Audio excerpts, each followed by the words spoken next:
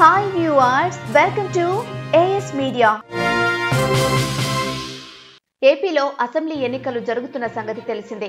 అయితే ఈ ఎన్నికల్లో అందరి దృష్టి ప్రధానంగా పవన్ కళ్యాణ్ పైనే ఉంది. ఆయన ఈసారైనా గెలుస్తారా లేదా అనేది చర్చనీయాంశంగా మారింది.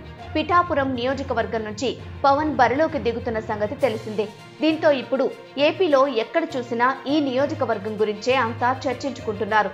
జనసేన అధినేత పవన్ కళ్యాణ్ వచ్చే ఎన్నికల్లో పిఠాపురం నుంచి పోటీ చేస్తానని ప్రకటించినప్పటి నుండి పిఠాపురం నియోజకవర్గం ఏపీ రాజకీయాల్లో ఒక్కసారిగా హాట్ టాపిక్ గా మారింది.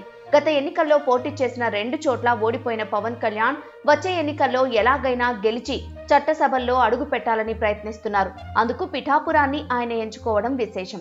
కూటమి తన గెలుపుకు కలిసొస్తుందని పవన్ కళ్యాణ్ లెక్కలు వేసుకుంటున్నారు.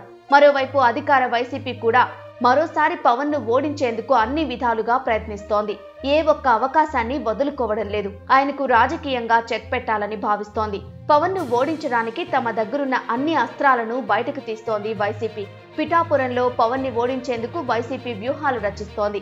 అయితే తాజాగా పవన్ కళ్యాణ్ నామినేషన్ తర్వాత పిఠాపురంలో రాజకీయం మలుపు తిరిగింది. ఈ నియోజకవర్గానికి సంబంధించిన ఓ వార్త సోషల్ మీడియాలో వైరల్ గా మారింది.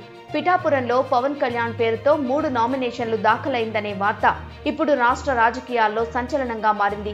కోనేటి పవన్ కళ్యాణ్, కొణిదెల పవన్ కళ్యాణ్, కనుమూరి పవన్ కళ్యాణ్ పేర్లతో ఉన్న ఓ పోస్టల్ బ్యాలెట్ ప్రెజెంట్ సోషల్ మీడియాలో వైరల్ గా మారింది. దీంతో ఇప్పుడు ఈ వార్తపై జనసేన కార్యకర్తలు తీవ్ర ఆందోళన చెందుతున్నారు. అయితే ఈ వార్తలో వాస్తవం లేదని తెలిసింది. ఈసీ వెబ్సైట్ ప్రకారం పిఠాపురం బరిలో పవన్ కళ్యాణ్ పేరుతో ఒక్కరే పోటీలో ఉన్నారని తేలింది. ఈ నియోజకవర్గంలో మొత్తం 11 మంది నామినేషన్లు దాఖలైనట్లు ఎన్నికల అధికారులు తెలిపారు. దీంతో జన సైనికులు, కార్యకర్తలు ఊపిరి పీల్చుకున్నారు. ఇలాంటి మరిన్ని ఇంట్రెస్టింగ్ వీడియోల కోసం ప్లీజ్ సబ్స్క్రైబ్ AS Media.